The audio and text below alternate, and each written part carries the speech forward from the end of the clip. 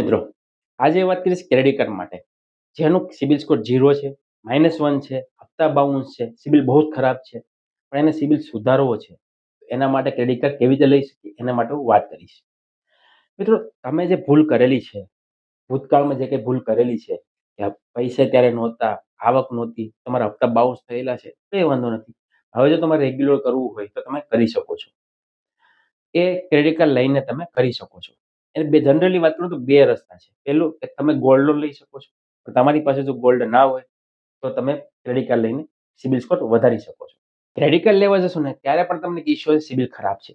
તો આજે હું ક્રેડિટ કાર્ડની વાત કરીશ ને, અલગ ક્રેડિટ કાર્ડ છે. એમાં કોઈ પણ તમારો સિબિલની જરૂર નથી. ના કોઈ ઇન્કમ ટેક્સ રિટર્ન, ના કોઈ સેલરી સ્લિપની જરૂર નથી.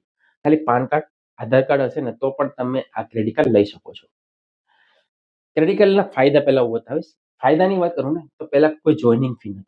જે દર વર્ષે ક્રેડિટ કાર્ડની જોઈનિંગ ફી હોય છે તેમાં જોઈનિંગ ફી 0 છે. બીજી વાત કે આમાં તમે જે કંઈ સ્વાઈપ કરશો, જે પણ પરચેસ કરશો, શોપિંગ કરશો તેમાં 1% સુધીનું તમને કેશબેક મળે છે.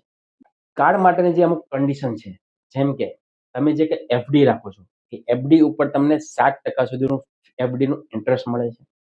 અને જે તમે એફડી મૂકશો તેના તમને 90% સુધીની ક્રેડિટ લિમિટ આપે છે. મતલબ કે તમે જો 10,000ની એફડી રાખતા હોય તો તમને 9,000ની ક્રેડિટ લાઈન આપે છે. અને મિનિમમ આ કાર્ડ માટે 5,000ની એફડી રાખવી જરૂરી છે. તો 5,000 રાખશો ને એફડી તો 5,000નું તમને ઇન્ટરેસ્ટ તો મળશે, સાથે તમને ₹4500 સુધીની લિમિટ આપશે. જે તમે નોર્મલ ક્રેડિટ કાર્ડ તરીકે યુઝ કરી શકો છો. જેમ તમે કાર્ડ યુઝ કરશો તેમ તમારો સિબિલ સ્કોર વધતો જશે. તો આ હતું ક્રેડિટ કાર્ડ માટે. એપ્લાય કેવી રીતે કરવી? એપ્લાય કરવી માટે લિંક હું ડિસ્ક્રિપ્શનમાં આપી દઈશ કે જ્યારે તમે ક્લિક કરીને એપ્લાય કરી શકો છો. ડિટેલ ભરીને તમે સબમિટ કરશો, વેરીફાઈ થશે. ત્યારબાદ તમારે એફડી ઓનલાઈન કરવાની રહેશે. કોઈ બ્રાન્ચ પર કે જવાની જરૂર નથી. જેવું પેમેન્ટ કરશો ત્યારબાદ તમારું કાર્ડ એક્ટિવેટ થશે અને કાર્ડ તમારે ફિઝિકલ ઘરે આવતા 7 થી 10 દિવસ લાગે છે. અને ઇન્સ્ટન્ટ કાર્ડ તમને ઇશ્યુ એપ્લિકેશનમાં બતાવી દેશે. આ હતી સિબિલ સ્કોર સુધારવા માટે ક્રેડિટ કાર્ડ લઈને સુધારી શકો છો. પણ મિત્રો, અમુક વસ્તુ ધ્યાન રાખજો કે કાર્ડ લીધા પછી તમારે રેગ્યુલર પેમેન્ટ કરવું જરૂરી છે. જો એમાં તમે પણ રેગ્યુલર પેમેન્ટ નહીં કરશો, પેનલ્ટી લાગશે, સિબિલમાં ખરાબ અસર થશે અને સિબિલ સ્કોર વધારે ડાઉન થશે.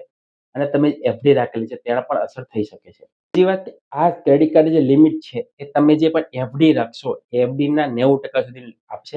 તમે 1,00,000 સુધીની એફડી રાખશો તો તમને 90,000ની લિમિટ આવશે. 5,000ની મિનિમમ એફડી અમાઉન્ટ છે તો 5,000માં તમને ₹45 સુધીનું ક્રેડિટ કાર્ડ મળશે. તો આવી રીતે તમે ક્રેડિટ કાર્ડ અરજી કરી શકો છો.